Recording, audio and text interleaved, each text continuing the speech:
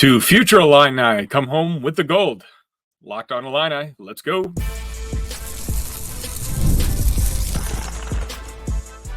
You are Locked on Illini, your daily podcast on the Illinois Fighting Illini. Part of the Locked On Podcast Network, your team every day. Welcome back to the Tuesday edition of Locked on Illini. Thank you again for making Locked on Illini your first listen. Every single day, we're free and available wherever you get your podcasts and on YouTube, part of the Locked On Podcast Network. Do me a favor, if you enjoy the daily content, again, the only place you're going to find daily content, hit that like button, hit that subscribe button, help a growing channel like this out. We're going to have a fun show today. We're going to talk about Morez Johnson and Jeremiah Fears representing the country for Team USA under 18. They ended up coming home with the gold a couple days ago. We're also going to, it's Tuesday, and usually Tuesdays are Big Ten Ted Tuesdays, but Ted is on vacation.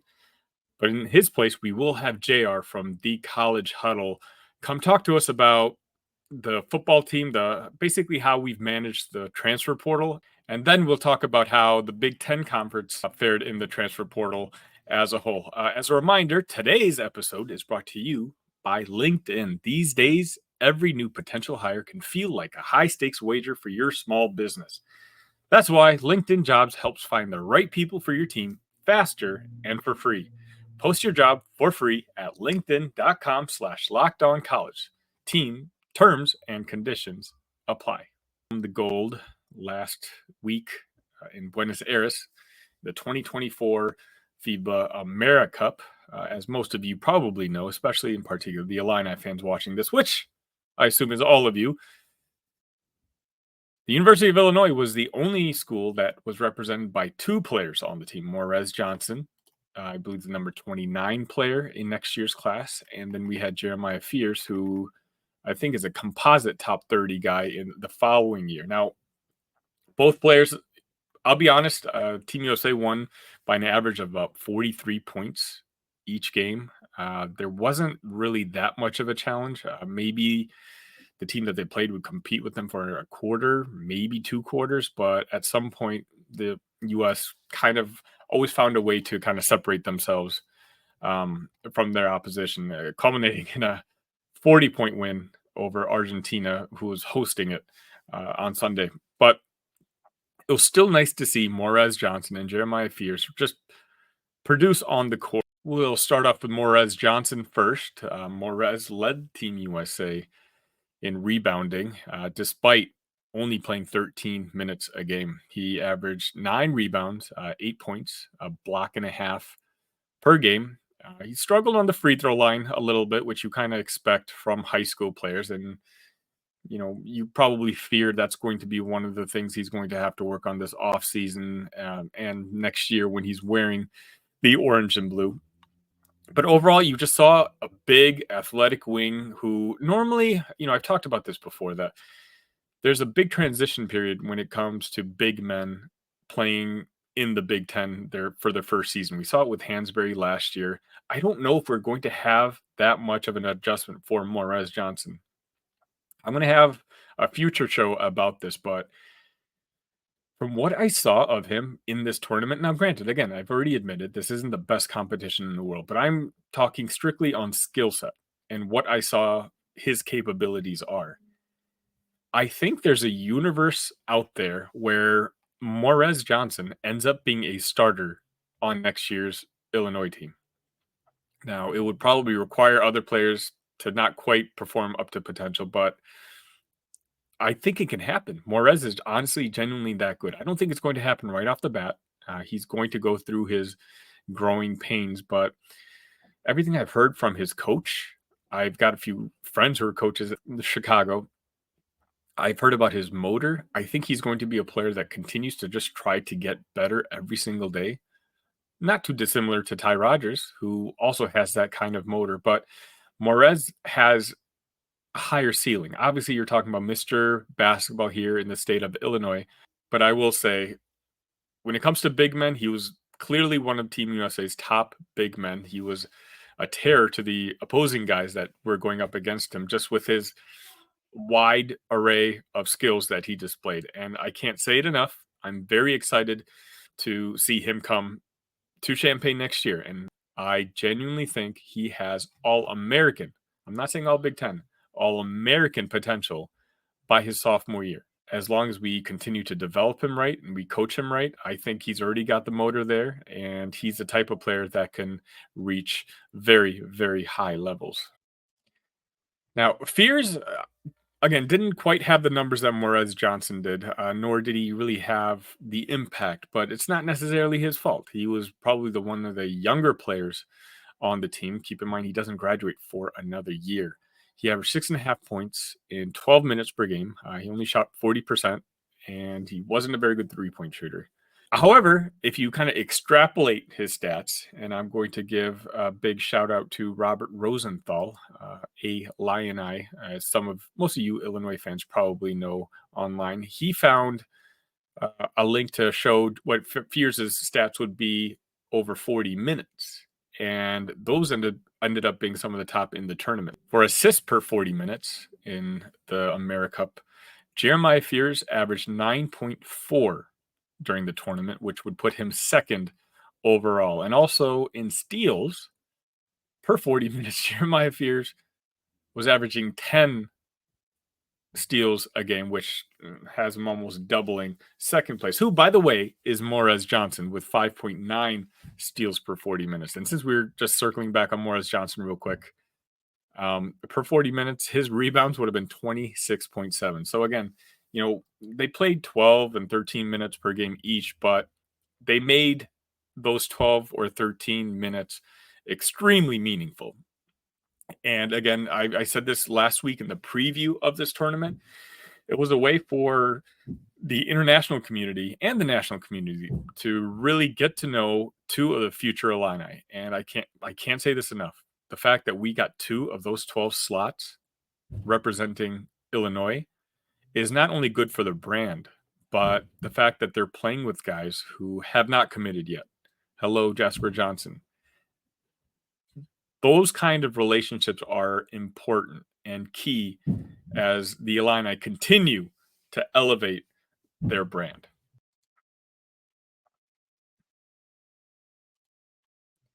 When you're hiring for your small business, you want to find quality professionals that are right for the role. That's why you have to check out LinkedIn Jobs. LinkedIn Jobs has the tools to help find the right professionals for your team faster and for free.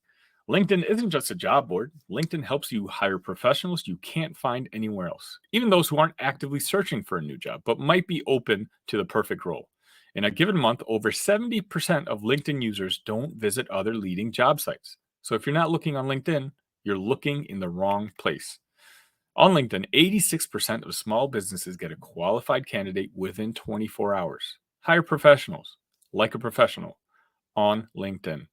Post your job for free at linkedin.com/lockedoncollege. That's linkedin.com/lockedoncollege.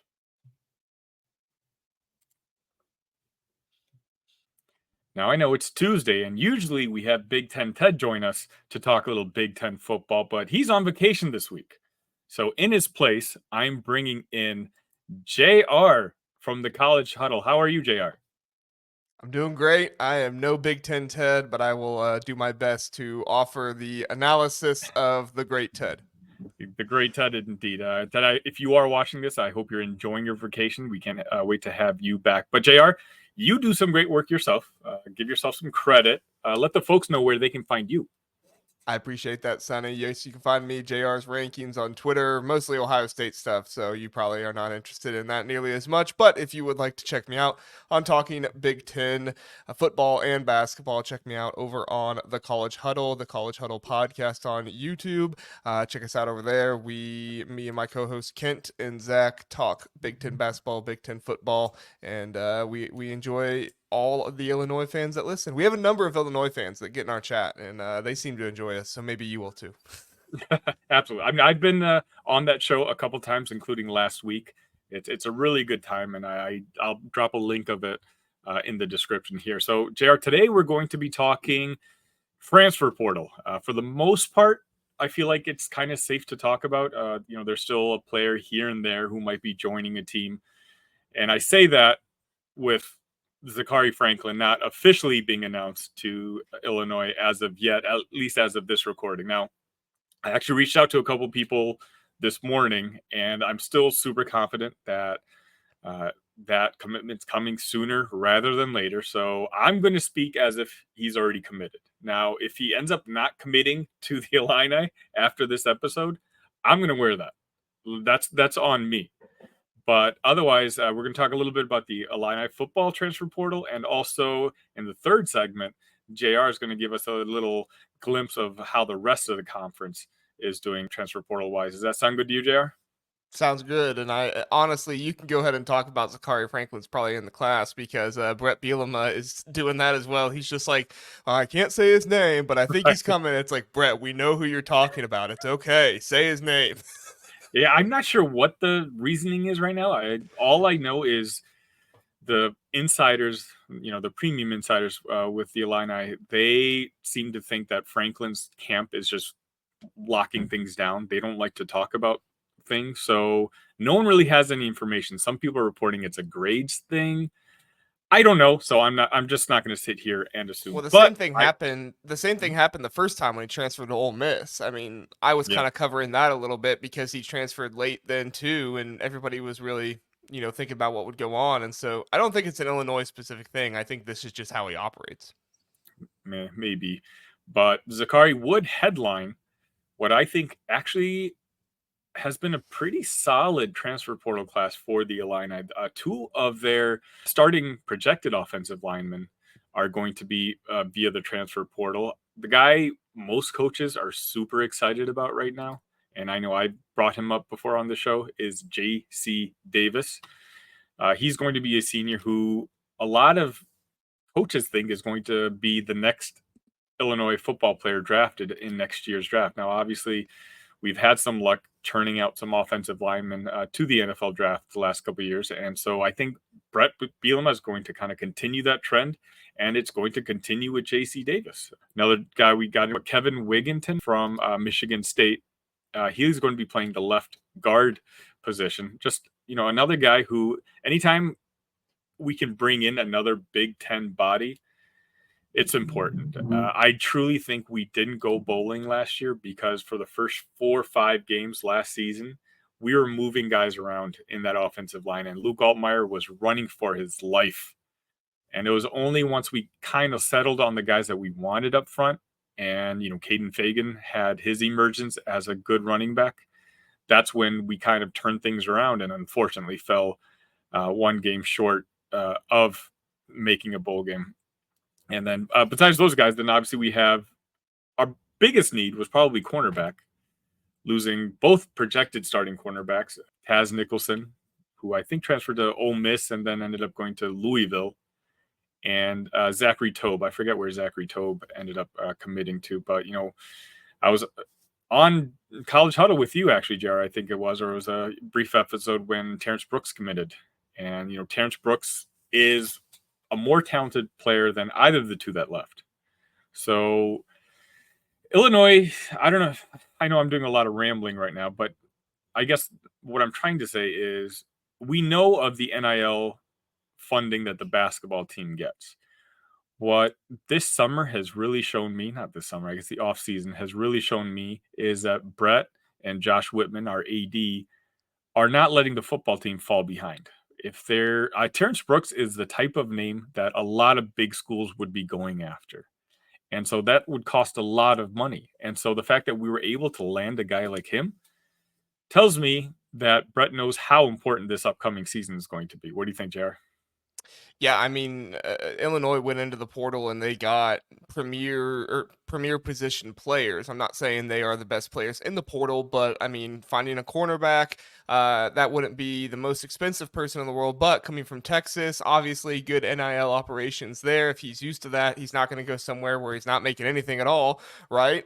J.C. Davis, he was the top, according to PFF, he was the top offensive tackle in the group of 5. So, I mean, if you're looking for somebody to move up from the group of 5 to the Power 5 or Power 2, I guess we could call it now, then I mean, who better do you want to move up from that? Has great size as well. I think he's 320, 6'5" from New Mexico. I know Ohio State, they experimented with that a little bit in Josh Simmons last year. And while he didn't, he wasn't the best offensive tackle in the Big Ten, he was still a second team, I believe. And so we could be looking at JC Davis being a possible second or third team offensive tackle as well, if things go well. And then I think the one that people are sleeping on a little bit is he probably cost a good penny too, was Dennis Briggs Jr., the defensive lineman coming in. Obviously, you're not going to be able to replace Johnny Newton. Dennis Briggs Jr. coming in from Florida State. He's going to be a good replacement as well. So very impressed with what Brett was able to do here in the portal and the guys that he was able to bring in. With Briggs Jr., it's all about just kind of keeping him healthy. Obviously he's been productive when he's on the field with Florida State, but he's been injured a lot. And one of my close friends is a big Florida State guy, and he's like, good luck with him. When he plays, he'll be a good Big Ten defensive lineman, but it's all about keeping him healthy. How would you rate, obviously you're more of a Big Ten guy. How would you rate Illinois' transfer class, as a whole? Yeah, I think I would put it top 5 in the Big Ten this last year. They didn't go out and get, a large quantity of guys like we've seen with an Oregon or a Washington. So obviously those teams are going to be much higher up in the rankings. If you know how those rankings go, they oftentimes rank more on quantity rather than quality. And like I said, Illinois didn't bring in the top tier guys in the transfer portal, but I think they brought in very good players at positions of need, which for them, if we're looking at it that way, who did they bring in positions they brought in and needed? Illinois did a phenomenal job. I would rank them up there with the Nebraskas and the Oregons, and obviously probably not as high as Ohio State. They got one of the top players in 4 different positions or something like that, but still up there with like Nebraska, Oregon, and another sleeper team we'll talk about here a little bit later. But Purdue did very well in the portal as well. So going out and get those guys, it's impressive work by Brett Bielema. All right, fair enough. Right after this, we'll kind of talk about how the rest of the Big Ten fared when it came to the transfer portal. My Mavericks are down 2-0 in the NBA Finals. Just remember, summertime means baseball, the NBA Finals, and more. You can bet it all on FanDuel. Right now, new customers get $200 in bonus bets with any winning $5 bet. That's $200 you can use to bet everything from Finals MVP to who's going to hit one out of the park. Visit FanDuel.com/lockedon and add a big win to your summer bucket list. FanDuel, America's #1 sportsbook.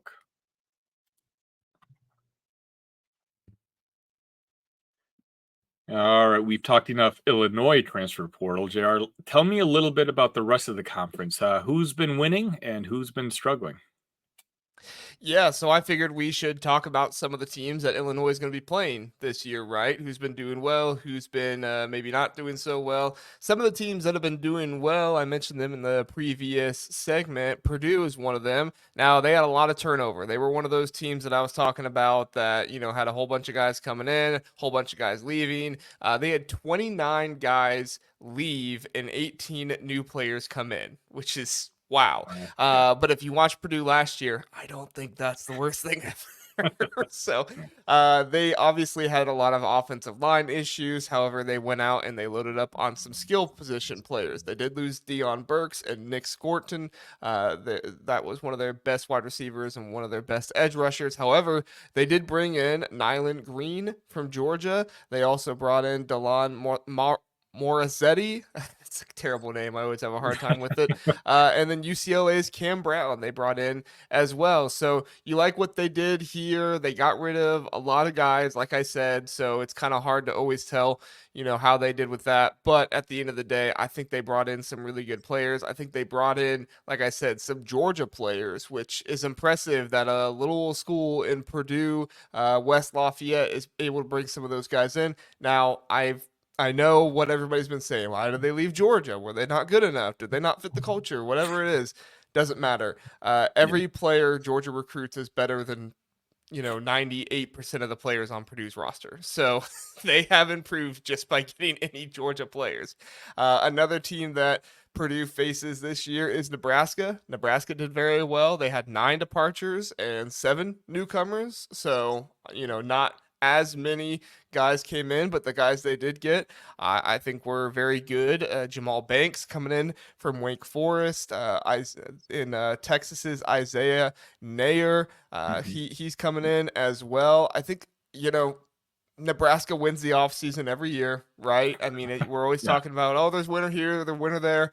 I think the difference is I do think Matt Rule is a coach that we have kind of trusted what he does in the offseason and what he brings in. So I'm not like some people where I'm saying they're going to win 8 or 9 games or something like that, but a bowl is very likely for Nebraska this year. And if Illinois can beat Nebraska, which I think they can, I think it'll be an impressive win for them. All right, enough about the really good teams. Let's talk about some of the stinkers. And Sonny, this one's going to make my heart happy.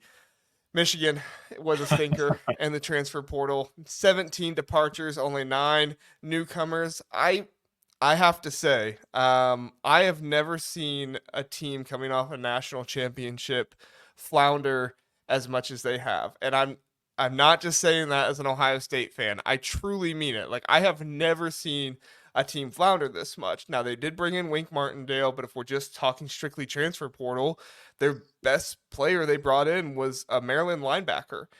They did not get this influx of offensive linemen that we've seen in the past, and they just lost all 5 of their starting, all 6, because Zach Zinter got hurt. All 6 of their starting offensive linemen they had this past year. So, I mean, the Michigan team that we have come to know as this, high-powered rushing attack with a very good offensive line. I'm not saying the offensive line will be bad this next year, but it's not nearly going to have the experience that it once had the past 2 or 3 years. And then they brought in safety Wesley Walker.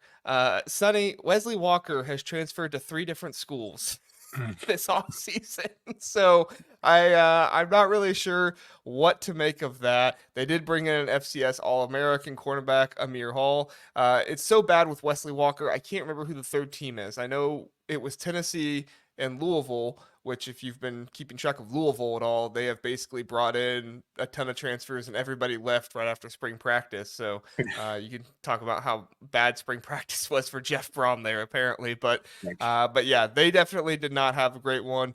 And then Sonny, I'll get your comment after this last one. We'll see what David Braun can do, but Northwestern, I think Illinois plays them late in the year here. They lost their quarterback and receiver, Brendan Sullivan, Jacob Gill, to Iowa. If you're losing offensive players to Iowa, you might need to reevaluate some things. They had 12 departures, 5 newcomers. I mean, this was just not a very good transfer portal cycle for the Wildcats. Now, David Braun did amazing things last year. Everybody thought they were only going to win 1 game. They went out and won 8. So, obviously we can't sleep on him too much. But if we're looking at a team that simply has just not capitalized on bringing in a new coach who can provide some more enthusiasm and a little bit more just excitement in general for them.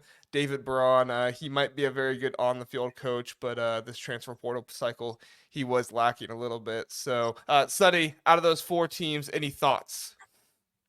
Well, I'll just piggyback on this David Braun in Northwestern. I've been on record saying that last year's performance was straight out of a Disney movie. It was an amazing performance, and I was one of those guys who thought they'd win 1, maybe 2 games, and the fact that they beat Illinois in the last game of the season, keeping us from going bowling, really, really hurt. But for all that season was, David Braun is now a head coach, and now everyone's had time to adjust.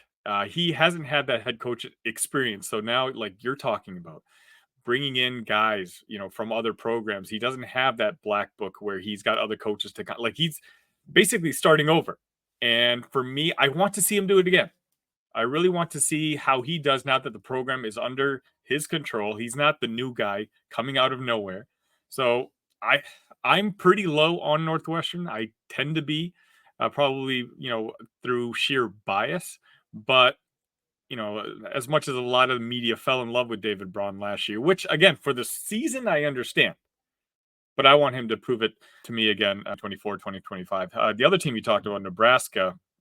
Now, of course, I'm familiar with Nebraska because JR knows my co-host on my other show, Big Ten Show here on YouTube, is a big Nebraska fan. And again, you talk to him for 2 minutes and he tells you that Nebraska is pretty much about to win a national title this year. But I've kind of noticed that that's kind of the common trend, as you said, with most Cornhusker fans. But I think when you think of the transfer portal, that whole system was built for a university like the University of Nebraska, a school that has so much resources, so much money behind it, and they've got so much school pride from their success from, well, let's be honest, it's a couple decades back. They're desperate to get back to that era. So I think, the transfer portal is something that's going to benefit Nebraska. Arguably, just trying to think off the top of my head, probably more than any other school I can think of, just because of who they are, who they think they are, and the resources that they have. Yeah, you definitely see Nebraska with a much brighter future, the coach Matt Rule, and then also, like you said, the fan base. And I do think that, I think people overestimate fan base a little bit too much when they talk about a coaching job. Like, I've talked to a number of people when you talk about evaluating the coaching job, and people say, oh, it's got a very rabid fan base and coaches love that.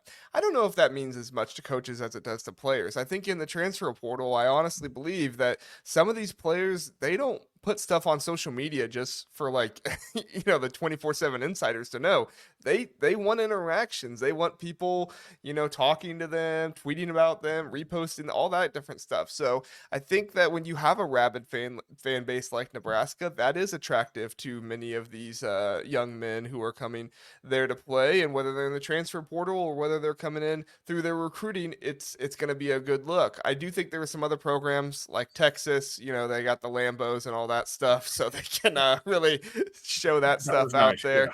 That maybe got a little bit better opportunity, but Nebraska is certainly one up there because of the fan base alone and how rabid those fans can get, how much they're most likely donating to their NIL to get some of these big time transfer portal recruits. So overall in the Big Ten, who are the biggest winners? Just not talking about Illinois opponents, but just as a conference as a whole. Yeah, so I put together a top 5.